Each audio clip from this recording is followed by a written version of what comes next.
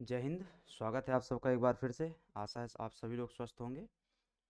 जैसा कि थंबनेल से आपको पता चल गया होगा कि आज का हमारा टॉपिक क्या होने वाला है। तो आज हम जो आपका एससी एसटी आयोग है उसके संबंध में चर्चा करने वाले हैं। ठीक है।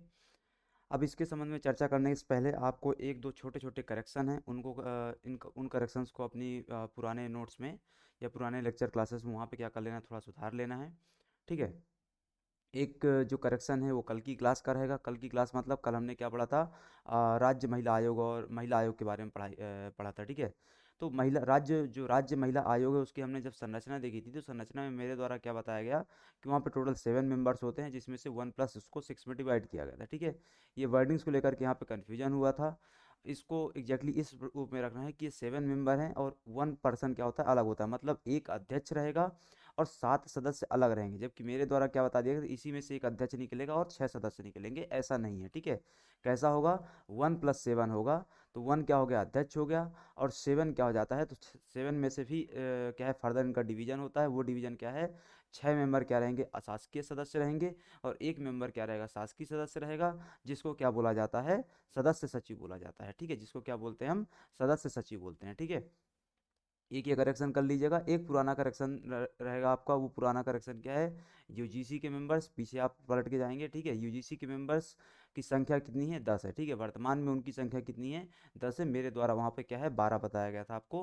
तो एक उसका वो करेक्शन कर लीजिएगा आप। ठीक है।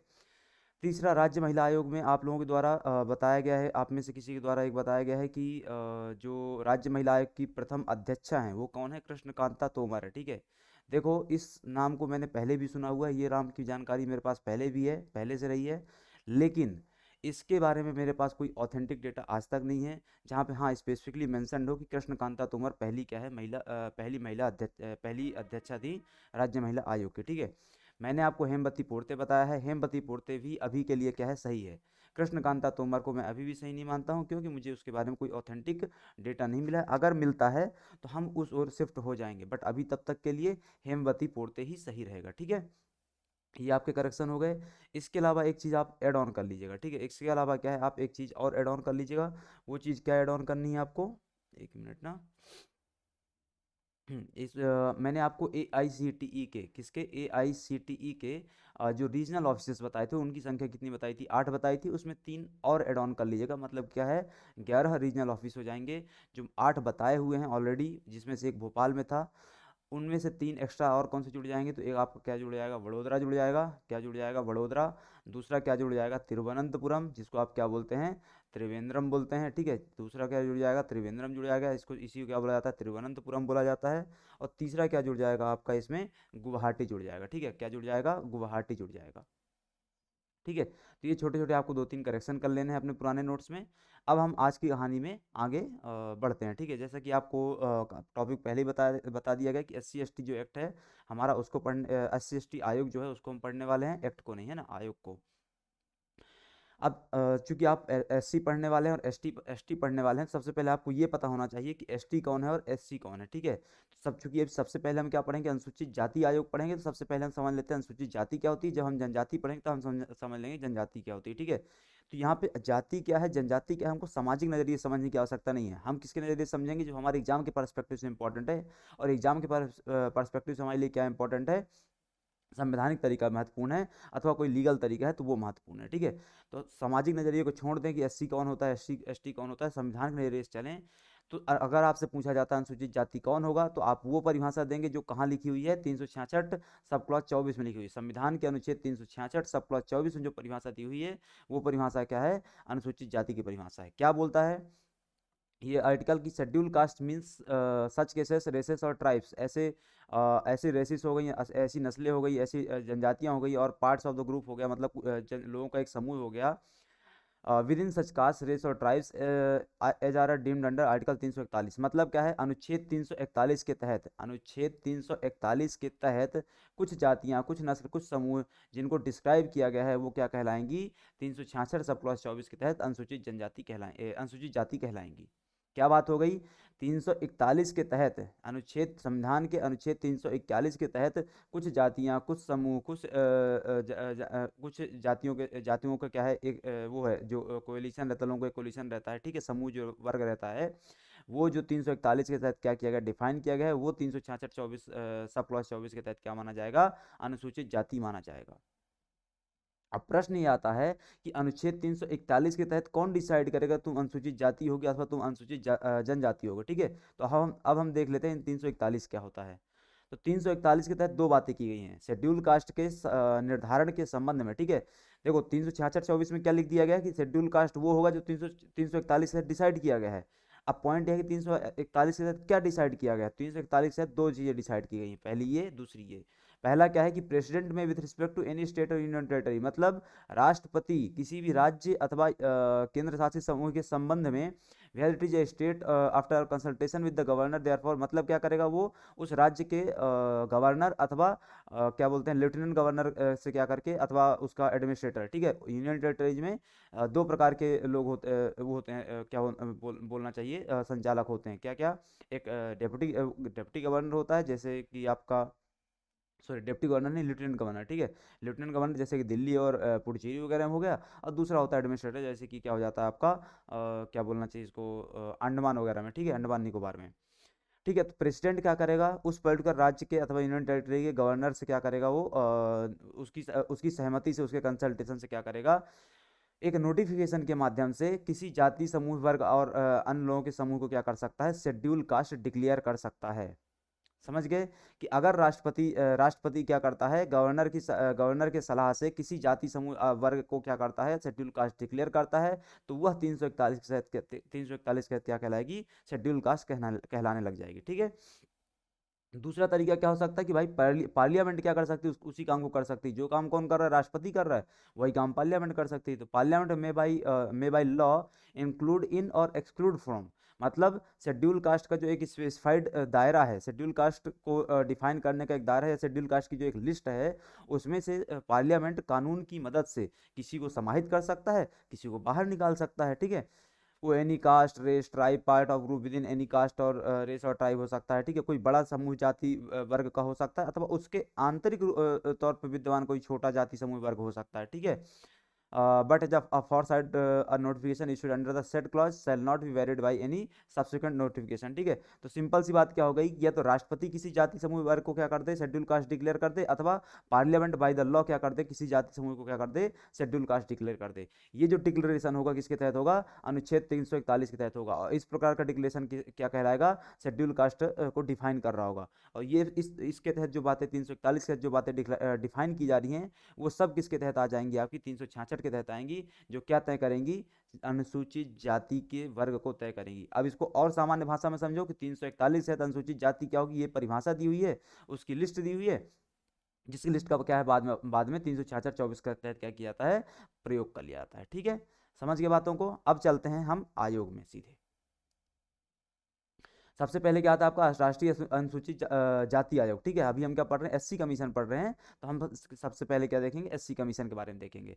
एससी कमीशन की एक क्या है, एक संवैधानिक आयोग है। ठीक है, एससी एसटी ओबीसी ये तीनों क्या है, संवैधानिक आयोग है। ठीक है, एससी एसटी ओबीसी तीनों क्या है, संवैधानिक आयोग है। एससी 338 के तहत आता है, एससी जो एसटी है वो 338 सब क्लॉज का के तहत आता है, और जो आपका वो है ओबीसी है वो 338 सब क्लॉज ख के तहत आता है। ठीक है, तो इसको आपको याद रखना है।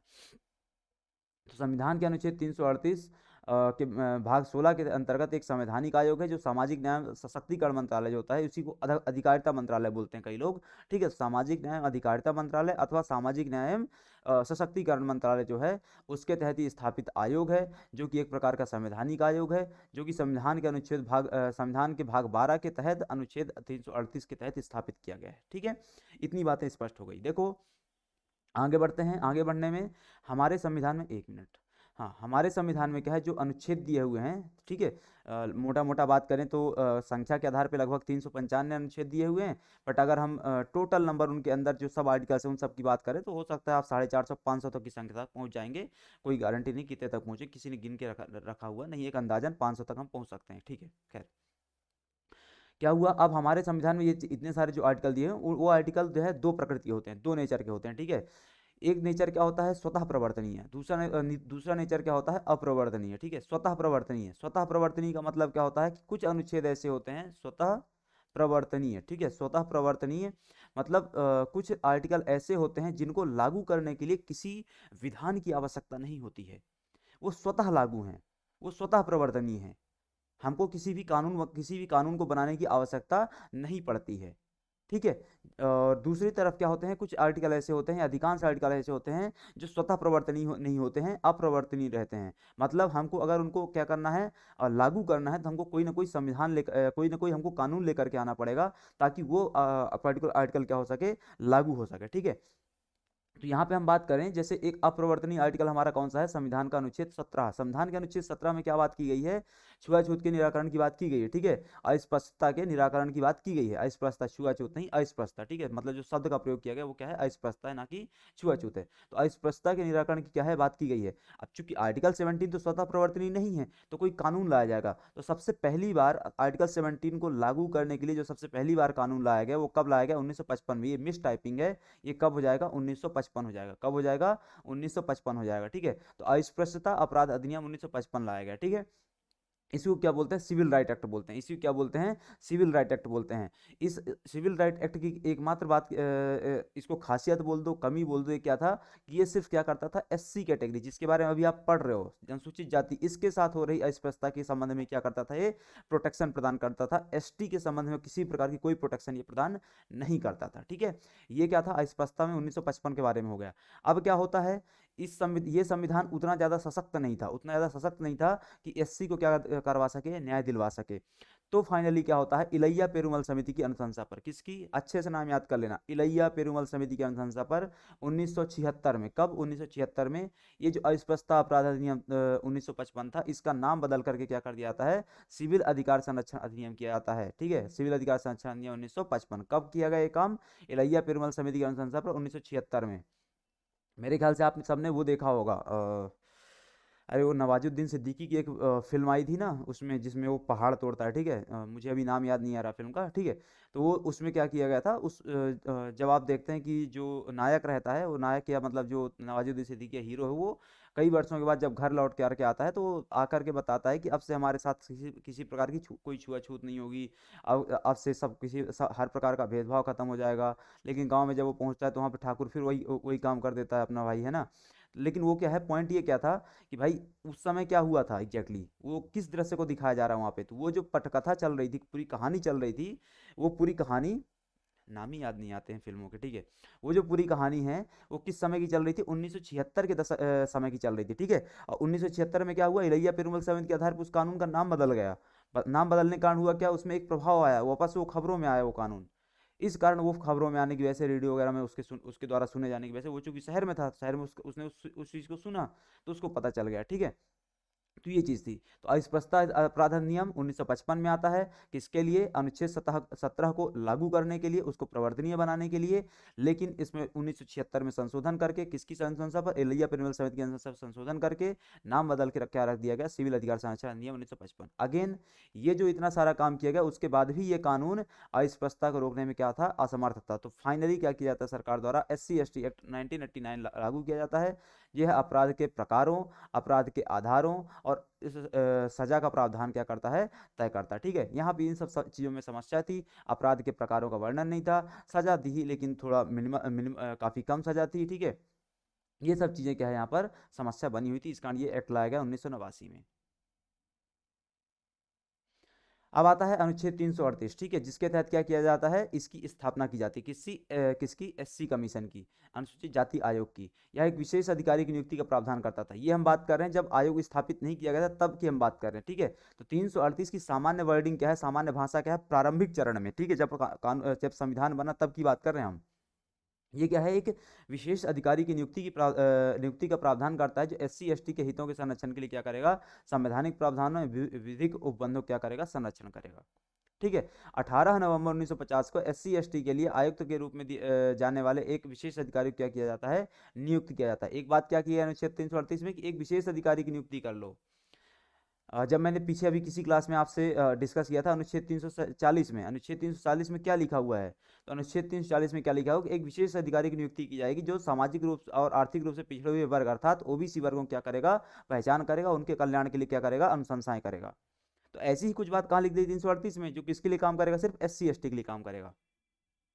तो इस अनुच्छेद 338 की कही गई बात को मानते हुए 18 नवंबर 1950 को SC ST आयुक्त की नियुक्ति की जाती है संसद सदस्यों द्वारा की जा रही निरंतर मांगों के परिप्रेक्ष्य में। ये तो काम हो गया 1950 में। फिर क्या किया जाता है, ये काम कब तक चलता रहता है, 78 तक चलता रहता है। फाइनली संसद सदस्यों द्वारा की जा रही निरंतर मांगों के परिप्रेक्ष्य में अगस्त 1978 में कैबिनेट प्रस्ताव अथवा कार्यपालिका आदेश एग्जीक्यूटिव ऑर्डर क्या होता है, इसके बारे में हमने पीछे कई बार डिस्कस किया हो, ठीक है। कैबिनेट प्रस्ताव अथवा एग्जीक्यूटिव ऑर्डर द्वारा एक गैर सांविधिक निकाय के रूप में अनुसूचित जाति जनजाति इस आयोग की स्थापना की गई, जिसके अध्यक्ष पहले अध्यक्ष कौन बनाए गए, भोला पासवान शास्त्री जी बनाए गए। अच्छे से याद कर लो, आपके लिए लाइन क्या है, पूरी महत्वपूर्ण है। क्या क्या हो गया, 338 का पालन करते हुए एक विशेष अधिकारी की नियुक्ति कर दी गई, जो दोनों के लिए SC ST दोनों के लिए काम करेगा, ठीक है। फाइनली क्या होता है, 18 नवंबर 1950 को SC ST के लिए आयुक्त वाला जो यहाँ पे बात की गई थी, इसकी क्या होती है, फाइनली नियुक्ति होती है। कब, 18 नवंबर 1950 को। ये बात कब तक चलती है, अगस्त 1978 तक चलती है। लेकिन अगस्त 1978 तक पहुंचते पहुंचते संसद सदस्य क्या करते हैं, छाती पीटने लगते हैं। वो उनको क्या रहता है कि भाई SC ST के लिए अलग से आयोग बनाया जाए।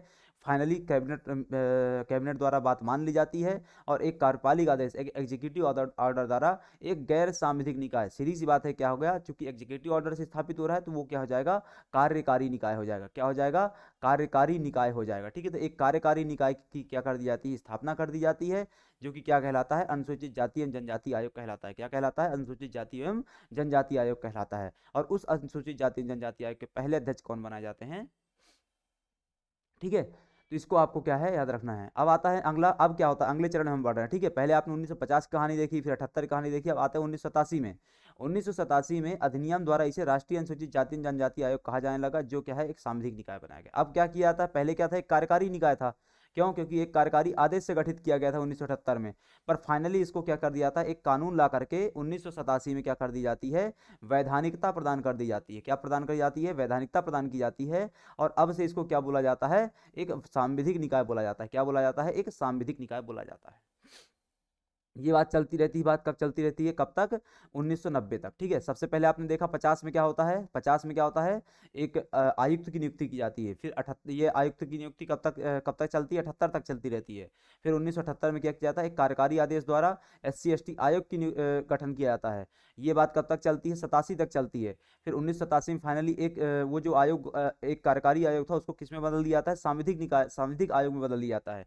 लेकिन ये बात भी लंबे समय तक नहीं चलती है। फिर फाइनली क्या होता है, 1990 में 65वें संविधान संशोधन अधिनियम द्वारा, जो कि 1992 में लागू होता है, 300 अनुच्छेद 38 अनुच्छेद के तहत अनुसूचित जाति जनजाति आयोग के गठन की फाइनली क्या की जाती है, व्यवस्था की जाती है। मतलब जो चीज़ पहले क्या थी, कार्यकारी थी, जो चीज़ बाद में क्या बनती, वैधानिक बनती है, अब वही चीज़ क्या बन गई, संवैधानिक बन गई। मतलब संविधान संशोधन करके उसको जोड़ा गया ना, तो अब क्या बन गई, वो चीज़ क्या बन गई, संवैधानिक बन गई। तो पहली बार SC ST आयोग को संवैधानिकता कब प्रदान की गई, 1990 में 65वें संविधान संशोधन अधिनियम के द्वारा प्रदान की गई, जो फाइनली लागू कब किया गया, 12 मार्च 1992 को लागू किया गया, ठीक है। तो इतना आपको याद रखने की पूर्णतः आवश्यकता है। क्यों, क्योंकि यही सब बातों से क्या निकल के आएगा, आपका राज्य वाला चीज़ निकल करके आएगी, ठीक है।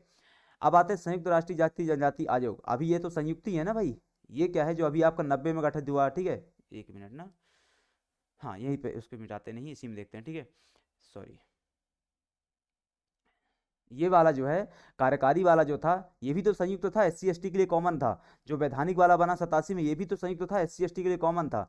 जो आपका फाइनली 65 के तहत बनाया गया 90 में, ये भी तो अभी क्या है, SC ST के लिए कॉमन बना हुआ है। ये भी तो क्या है, अभी भी SC ST के लिए कॉमन आयोग बना हुआ है, ठीक है। तो ये जो कॉमन आयोग बना हुआ था 1992 से, संयुक्त राष्ट्रीय जाति एवं जनजाति आयोग, इसके संरचना देखते हैं, संरचना क्या होती थी इसकी। तो इसमें एक अध्यक्ष होता था, एक उपाध्यक्ष होता था और 8 सदस्य होते थे। कितने, ये हम पहले वाले की बात कर रहे हैं, आज की स्थिति की बात नहीं कर रहे हैं। हम कब की स्थिति की बात कर रहे हैं, 1992 की स्थिति की बात कर रहे हैं। 92 में जब क्या था, कंबाइंड SC ST आयोग होता था, कंफ्यूज मत होना, ठीक है। तो एक अध्यक्ष, एक उपाध्यक्ष और 8 सदस्य होते थे, ठीक है। तो एक जो पहला अध्यक्ष इसका बनता है, कौन बनाया जाता है, SH रामधन बनाए जाते हैं, ठीक है। SH कौन बनाए जाते हैं, रामधन बनाए जाते हैं। देखो SC ST आयोग जब पहली बार बना था, कब, पहली बार कब बना, 1950 में बना था, कि कौन से उसके तहत, कार्यकारी आदेश के तहत। तब उसके पहले अध्यक्ष कौन थे? भोला पासवान शास्त्री थे, पीछे हमने पढ़ा, कौन? भोला पासवान शास्त्री। वही SC ST आयोग जब क्या बनता है, संवैधानिक तौर पे बनाया जाता है, कब? 1992 में। कब? 1992 में बनाया जाता है। तब उसके पहले अध्यक्ष कौन बनाए जाते हैं? SH रामधन बनाए जाते हैं। कौन बनाए जाते हैं? SH रामधन बनाए जाते हैं। ठीक है, ये बात कब तक चलती रहती है? ये बात चलती रहती है 2003-2004 तक चलती रहती है। ठीक है, ये बात कब तक चलती रहती है? 2003-2004 तक चलती रहती है। क्या होता है 2003-4 में, उसको देखते हैं। तो 2003 में 89वां संविधान संविधान संशोधन क्या किया जाता है, लागू किया आता है। ठीक है, अभी क्या पीछे पढ़ा आपने, 65वां संविधान संशोधन। 65वें संविधान संशोधन से SC ST आयोग को, कंबाइंड आयोग को, संयुक्त आयोग को क्या दी गई थी? संवैधानिकता प्रदान की जाती है।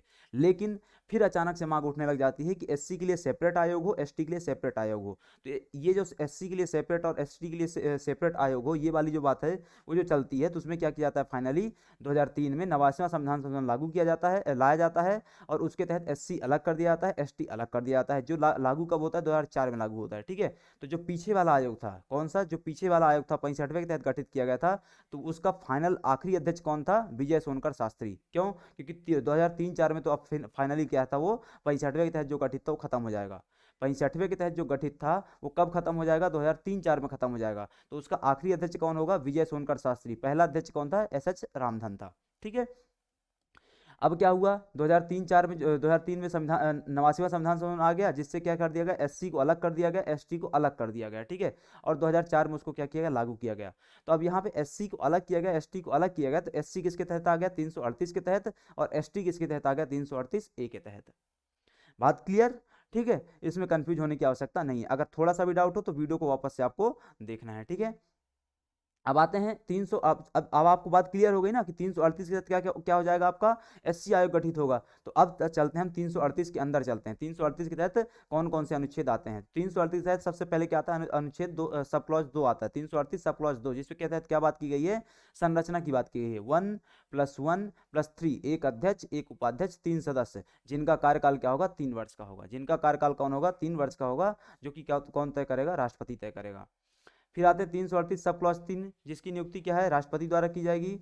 338 सब क्लॉज 5, आयोग के कार्य एवं कर्तव्य बताए गए हैं। ठीक है, फिर आता है 338 सब क्लॉज 6, आयोग अपना प्रतिवेदन राष्ट्रपति को सौंपेगा, राष्ट्रीय आयोग। ठीक है, 338 7 में क्या बात की? आयोग की शक्तियों की बात की गई है। इसके अलावा आयोग 338 8 के तहत राज्यपाल को भी प्रतिवेदन सौंपेगा, अगर रिपोर्ट का संबंध किससे है? राज्यपाल से है। ठीक है, राष्ट्रीय आयोग अपनी रिपोर्ट राज्यपाल को भी सौंप सकता है, अगर उस रिपोर्ट का संबंध राज्य से है, अन्यथा वो राष्ट्रपति को रिपोर्ट तो अपनी सौंपेगा ही। ठीक है, इसके अलावा क्या आता है आपका? क्षेत्रीय कार्यालय। इसके क्षेत्रीय, ये आर्टिकल आपने देख लिया। ठीक है, आर्टिकलों को आपको याद कर लेना है सभी को। क्षेत्रीय कार्यालय में आते हैं तो अहमदाबाद, लखनऊ, पटना, पुणे, अगरतला, हैदराबाद, तिरुवनंतपुरम, गुवाहाटी, चेन्नई, चंडीगढ़, बेंगलुरु, कोलकाता, ये सब क्या है? इसके क्षेत्रीय कार्यालय हैं। इन क्षेत्रीय कार्यालयों का संबंध राज्य में स्थित जो SC आयोग है अथवा ST आयोग है, उनसे कोई नहीं है, कोई संबंध नहीं इसका। ये सब क्या है? हेड ऑफिस, मतलब कि राष्ट्रीय वाले के क्या है? रीजनल सेंटर्स हैं। खत्म बात है ना। अब जो आयोग कब गठित किया गया? 2004 में गठित किया गया। उसके पहले अध्यक्ष कौन बनाए जाते हैं? सूरजभान सिंह। जो SC आयोग संविधान के अनुच्छेद 338 के तहत 89वें उसके संविधान संशोधन के बाद, ठीक है, किसके तहत? 89वें संविधान संशोधन के बाद क्या है? फाइनली गठित किया जाता है। तो उसके पहले अध्यक्ष कौन बनाए जाते हैं? सूरजभान सिंह बनाए जाते हैं। ठीक है, ये वाली की हम बात करें। ठीक है, ये 89वें के तहत जो पहली बार गठित किया गया 2004 में, उसके पहले अध्यक्ष कौन बनाए जाते हैं? सूरजभान सिंह बनाए जाते हैं। ठीक है, सूरजभान सिंह। ठीक है, अभी उसके अध्यक्ष कौन है? विजय सांपला साहब हैं। अभी उसके अध्यक्ष कौन है? विजय सांपला साहब हैं। और उपाध्यक्ष कौन है? अरुण हल्दर साहब हैं। विजय सांपला, अरुण हल्दर। तो वर्तमान संरचना में चलो तो विजय सांपला उसके अध्यक्ष हो गए, अरुण हल्दर क्या हो गए? उपाध्यक्ष हो गए। सदस्य कौन है? अंजू बाला और रामनाथ परधी। अंजू बाला और रामनाथ परधी, ये संरचना आपको अच्छे से याद रखनी है, ये वर्तमान संरचना है। नोट में आते हैं तो सुरेखा लंबा तुरे, सुरेखा लंबा तुरे इसकी पहली महिला सदस्य थी किसी जमाने में। ठीक है, सुरेखा लंबा तुरे। ये जो अध्यक्ष है और ये जो उपाध्यक्ष है, ये किस स्तर के होते हैं? केंद्रीय मंत्री और केंद्रीय राज्य मंत्री स्तर के होते हैं। अध्यक्ष क्या होगा? केंद्रीय मंत्री के स्तर का होगा, और उपाध्यक्ष कैसा होगा? केंद्रीय राज्य मंत्री के स्तर का व्यक्ति होता है। उसको उस स्तर के क्या होते हैं? सेवा सुविधाएं मिलती हैं।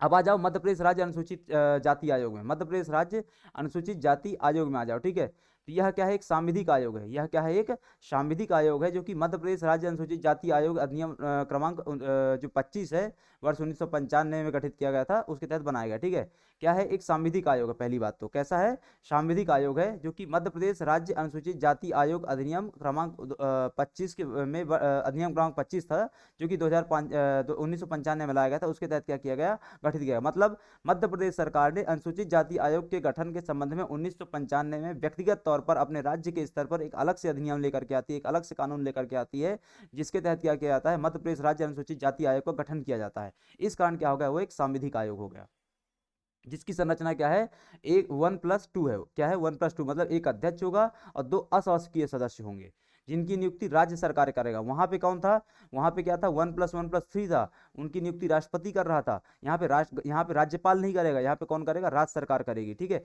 अगर ये संवैधानिक आयोग होता तो ये बात पक्की थी कि राज्यपाल करता, पर ये तो क्या है, सांविधिक आयोग है। सांविधिक आयोग में क्या है, राज्य सरकार कर सकती है। कार्यकाल क्या होगा, 3 वर्ष का होगा। अधिकारिता क्या होगी, सिविल न्यायालय क्या होती है, उनकी अधिकारिता होती है। किस प्रकार की अधिकारिता होती है, सिविल न्यायालय की अधिकारिता होती है। ठीक है, वर्तमान में इसके अध्यक्ष कौन है, भूपेंद्र सिंह आर्य। वर्तमान अध्यक्ष कौन है इसके, भूपेंद्र सिंह आर्य। ठीक है, अब आते हैं मध्य प्रदेश में अनुसूचित जाति के हितों के लिए कार्यरत अन्य संस्थान कौन कौन से हैं। मध्य प्रदेश में अनुसूचित जाति के हितों के लिए कार्यरत अन्य संस्थान कौन कौन से हैं। सबसे पहले क्या आता है आपका, मध्य प्रदेश राज्य सहकारी अनुसूचित जाति एवं वित्त विकास निगम मर्यादित। क्या है ये, मध्य प्रदेश राज्य सहकारी अनुसूचित जाति वित्त विकास निगम मर्यादित। यह क्या करता है, आर्थिक सहायता प्रदान करता है, किसको, अनुसूचित जाति वर्ग के लोगों को। पहला। दूसरा आता है मैपसेट। मैपसेट क्या है, मध्य प्रदेश राज्य रोजगार एवं प्रशिक्षण परिषद है, जो कि 1981 में स्थापित किया गया था। जो अगेन क्या काम करता है, बेरोजगार युवाओं के लिए तकनीकी शिक्षा, व्यावसायिक शिक्षा, कुशलता आदि को विकास करके उनको रोजगार के अवसर, स्वरोजगार के अवसर प्रदान करता है। तो ये क्या हो गया, मैपसेट 1981 का। आखिरी में आता है, महत्वपूर्ण है जो है आपके लिए, वो है डॉक्टर बाबा साहब अम्बेडकर राष्ट्रीय सामाजिक विज्ञान संस्थान। ठीक है, बाबा साहब अम्बेडकर राष्ट्रीय सामाजिक विज्ञान संस्थान, जो कि कहाँ है आपके, इंदौर जिले में, इंदौर जिले की महू तहसील में। ठीक है, महू इंदौर में ये स्थापित है। कब स्थापित किया गया, तो 1988 में स्थापित किया गया था। तो ये पूरा क्या था आपका, मध्य प्रदेश राज्य अनुसूचित जाति आयोग के संबंध में पूरी जानकारी थी। ठीक है, अब इसके बाद आता है आपका जनजाति क्या होती है। तो अगेन वहां पे क्या था, 366 सब क्लॉज 24 के तहत आपने क्या देखा था, जाति देखी थी। तो 366 सब क्लॉज 25 के तहत क्या हो जाएगा आपका, जनजाति आ जाएगी। क्या आ जाएगी, जनजाति आ जाएगी। ठीक है, तो इसमें क्या बोल दिया गया, 366 सब क्लॉज 25 के तहत क्या बोल दिया गया कि कोई भी क्या है, जनजातीय समूह या ट्राइबल कम्युनिटी, ट्राइब्स अथवा ट्राइबल कम्युनिटी क्या माना जाएगा, 366 सब प्लस 25 के तहत क्या माना जाएगा, अनुसूचित जनजाति माना जाएगा, जो कि किसके तहत डिफाइंड किया गया होगा, 342 के तहत। वहां पे क्या था, 366 सब प्लस 24 था और 341 था। यहाँ पे क्या हो गया, 366 सब प्लस 25 और 342 हो गया।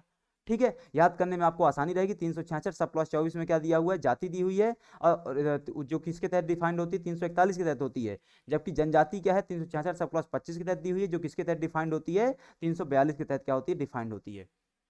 अब अगेन कि 342 में क्या लिखा हुआ है, तो 342 में वैसी ही प्रकार की बातें लिखी हुई, जैसी बातें कहाँ लिखी हुई थी, 341 में लिखी हुई थी। क्या बातें, या तो प्रेसिडेंट क्या करेगा, राज्य के गवर्नर के कंसल्टेशन से क्या करेगा, किसी भी ट्राइबल समूह को क्या कर सकता है, शेड्यूल ट्राइब घोषित कर सकता है। ये बात लिखी गई है। साथ ही साथ दूसरा तरीका क्या बताया गया भाई, जो पार्लियामेंट है वो भी कानून के माध्यम से किसी ट्राइबल समूह क्या घोषित घोषित कर सकती है, ये घोषित कर सकती है। क्या बोलते हैं इसको, आपका अनुसूचित अनुसूचित जनजाति के तहत उसको क्या कर सकती है, कैटेगराइज कर सकती है। ठीक है, तो इतनी बातें आपको याद रखनी, 366 सब प्लस 25 और 342 के तहत। ठीक है, इनके तहत क्या किया गया, अनुसूचित जनजाति को डिफाइन किया गया। अब आते हैं राष्ट्रीय अनुसूचित जनजाति आयोग। राष्ट्रीय अनुसूचित जनजाति आयोग कब गठित किया गया, पीछे जस्ट अभी हमने देखा था। ठीक है, ये चलो वापस। ठीक है, हम्म, ये देखा ना आपने, 89वां संविधान संशोधन हो जाता है। 89वां संविधान संशोधन के पश्चात क्या किया आता है, 338 और 338 ए निकल के आते हैं। 338 है तो हमने जो चीजें थी वो पढ़ ली। 338 ए के तहत 2004 में क्या निकल के आता है आपका, राष्ट्रीय अनुसूचित जनजाति आयोग निकल के आता है। ठीक है, 338 ए के तहत, ठीक है, 338 ए के तहत क्या निकल के आता है आपका, राष्ट्रीय अनुसूचित जनजाति आयोग निकल के आता है, जिसको अब हम देखेंगे। ठीक है, तो ये क्या है, संवैधानिक आयोग है। 89वें संविधान संशोधन से गठित किया गया इसको। कैसे, 89वें संविधान संशोधन से गठित किया गया, किसके तहत, 338 का अथवा 338 ए के तहत, इसलिए क्या हो गया, संवैधानिक आयोग हो गया। 2003 में 89वें संशोधन गठित किया गया, हमने पढ़ लिया। ठीक है, ये क्या है, 2004 में गठित किया गया, क्या है, एक अलग सेपरेट संस्था हो गई, किनके लिए, जनजाति वर्गों के लिए। ठीक है, अनुसूचित जनजाति वर्ग के लिए। अब आते हैं इसके 338 का के तहत कौन कौन से आर्टिकल हैं। ठीक है, 338 का सब क्लॉज 2 के तहत, 338 का सब क्लॉज 2 के तहत क्या इसकी संरचना है, एक अध्यक्ष, एक उपाध्यक्ष, 3 सदस्य, जिनका कार्यकाल 3 वर्ष का होगा और निर्धारण कौन करेगा, राष्ट्रपति करेगा। ये संरचना है, एक अध्यक्ष, एक उपाध्यक्ष, 3 सदस्य, कार्यकाल 3 वर्ष का होगा, निर्धारण कौन करेगा, राष्ट्रपति करेगा। फिर आता है 338 का सब क्लॉज 3, इसमें क्या बात की गई है, नियुक्ति कौन करेगा, राष्ट्रपति करेगा। फिर आता है 338 का सब क्लॉज 5, वो इसमें क्या बात की गई, आयोग के कार्यों एवं कर्तव्यों की बात की गई है। आप पीछे पलट करके जाएंगे उसमें अनुसूचित जाति में जब हम क्या पढ़ रहे थे, अनुसूचित जनजाति के तहत 338 sub clause 2, 338 sub clause 3, 338 sub clause 5, वहां पर भी एग्जैक्टली इन्हीं के तहत क्या है, यही लगभग बातें लिखी हुई हैं। तो आपको चीजों को याद करने में क्या रहेगी, आसानी रहेगी। ठीक है, तो यहाँ पे क्या हुआ, वहां पे 338 दो में क्या बात लिखी थी, संरचना लिखी हुई थी, यहाँ पे 338 का सब क्लॉज 2 में संरचना लिखी हुई है। ठीक है, वहां पे 338 3 में क्या लिखा होता है, नियुक्ति लिखी हुई थी, यहाँ पे 338 का सब क्लॉज 3 में नियुक्ति लिखी हुई है। ठीक है, तो ऐसे आपको याद रखना है। ठीक है, 338 का सब क्लॉज 5 में क्या है, आयोग के कार्य अथवा कर्तव्य बताए गए हैं। फिर आता है 338 का सब क्लॉज 6, इसमें क्या बताया गया है, प्रतिवेदन राष्ट्रपति को दिया जाएगा। 338 का 7 में क्या बताया, प्रतिवेदन राज्यपाल को दिया जाएगा। प्रतिवेदन राष्ट्रपति को राष्ट्रीय स्तर पर दिया जाएगा, राज्य से संबंधित रिपोर्ट है तो राज्यपाल को दे दिया जाएगा। और आखिरी में आता है 338 का सब क्लॉज 8, जिसमें आयोग की शक्तियां दी हुई हैं। शक्तियों और कार्यों में कंफ्यूज मत होना, कार्य कहाँ दिए हुए हैं, 5 में दिए हुए हैं, और शक्तियां कहाँ दी हुई हैं, 8 में दिए हुए हैं। ठीक है, तो इसको आपको याद रखना है। अब आता है इसके अब तक के अध्यक्ष कौन हुए। देखो आपको पता ही आयोग कब बना, 2004 में बना, तो 4 से अब तक अध्यक्ष कौन हुए, तो पहले अध्यक्ष कौन थे, कुंवर सिंह थे। उसके बाद कौन बनता है अध्यक्ष, उर्मिला सिंह बनती है। ये वही उर्मिला सिंह है जो हमारे मध्य प्रदेश में क्या बनती हैं, जनजातीय राज्यपाल बनाई जाती हैं। कौन बनाई जाती हैं, हमारे प्रदेश की पहली जनजातीय राज्यपाल कौन थी, उर्मिला सिंह थी। ठीक है, ये वही उर्मिला सिंह है। ठीक है, तो ये 2007 में क्या है, 2007 से 10 तक उर्मिला सिंह को बनाया गया, जो कि अभी तक बनी हुई एकमात्र महिला अध्यक्षा हैं, एकमात्र महिला अध्यक्षा हैं, अध्यक्ष नहीं अध्यक्षा हैं। ठीक है, फिर रामेश्वर उरांव को बनाया गया था, नंद कुमार साई अभी 2021 तक चले थे, और अभी वर्तमान में कौन है, हर्ष चौहान है। पहले कुंवर सिंह हो गए, वर्तमान में कौन हो गए, हर्ष चौहान हो गए। ठीक है, तो इसको आपको याद रखना है। अब आते हैं मध्य प्रदेश जनजाति राज्य अनुसूचित जनजाति आयोग में। ठीक है, जैसे हमने क्या देखा, मध्य प्रदेश राज्य अनुसूचित जाति आयोग देखा, वैसे ही जनजाति आयोग है। ठीक है, इसकी भी संरचना सेम रहेगी जाति की तरह, एक अध्यक्ष रहेगा, 2 अशासकीय सदस्य रहेंगे। वहां भी यही था, जाति में भी यही था, मध्य प्रदेश राज्य अनुसूचित जाति आयोग की संरचना भी एग्जैक्टली सेम थी। ठीक है, तो उसको याद रखना है। दूसरा, उसका भी अधिनियम 95 में आया था, बस उसका नियम क्रमांक 25 था, इसका नियम क्रमांक क्या है, 24 है। ठीक है, तो उसको आपको याद रखना है। इसके अलावा नियुक्ति तो राज्य सरकार, तो वहां पे भी नियुक्ति राज्य सरकार कर रही थी, कार्यकाल 3 वर्ष, तो वहां पे भी कार्यकाल क्या था, 3 वर्ष था। इसके आयोग के वर्तमान में आयोग के अध्यक्ष कौन है, नरेंद्र मरावी जी हैं। इस फैक्ट को आपको चेक करना है, क्रॉस चेक करना है। मुझे इस संबंध में कोई ऑथेंटिक डेटा नहीं मिल रहा है, ये डेटा मेरे पास पहले से कहीं मेरे पास किसी नोट्स में लिखा हुआ था, उसको मैंने पिक किया है, लेकिन ये डेटा क्या है, 2-3 साल पुराना हो चुका है। तो आपको एक बार चेक करना रहेगा कि यही है अथवा नहीं है। क्यों, क्योंकि ये नहीं कहीं न्यूज में मिल रहा था, ना कहीं उनकी वेबसाइट में मिल रहा था। ठीक है, तो आयोग के वर्तमान अध्यक्ष कौन है, नरेंद्र मरावी हैं। आयोग की अधिकारिता क्या होती है, सिविल न्यायालय। अभी तक आपने जितने भी पढ़े, चाहे राष्ट्रीय स्तर पर चाहे राज्य स्तर पर, सबकी अधिकारिता एक ही प्रकार की होती है, सिविल प्रकार की होती है। ठीक है, सिविल न्यायालय की। तो ये क्या था पूरा आपका, अनुसूचित जाति आयोग, अनुसूचित जनजाति आयोग, राष्ट्रीय स्तर पर, राज्य स्तर पर था। ठीक है, तो यहाँ से आपकी क्लास अभी क्या होती है, समाप्त होती है। किसी प्रकार कोई डाउट है तो आप बता सकते हैं। चैनल को आप लोग सब्सक्राइब कर लीजिए। आप में से अधिकांश लोग वीडियोज को देख रहे हैं, लेकिन चैनल को आप लोगों ने सब्सक्राइब नहीं किया हुआ है, तो चैनल को आप लोग सब्सक्राइब कर लीजिए, बेल आइकन को प्रेस कर लीजिए, ऑन कर लीजिए। ठीक है, ताकि आपको नोटिफिकेशन मिलता रहे जब भी वीडियो आए तो। ठीक है, तो अभी के लिए आपको क्लास यहाँ पे समाप्त करते हैं, मिलते हैं आपसे अगले सेशन में, तब तक के लिए आप सभी का धन्यवाद।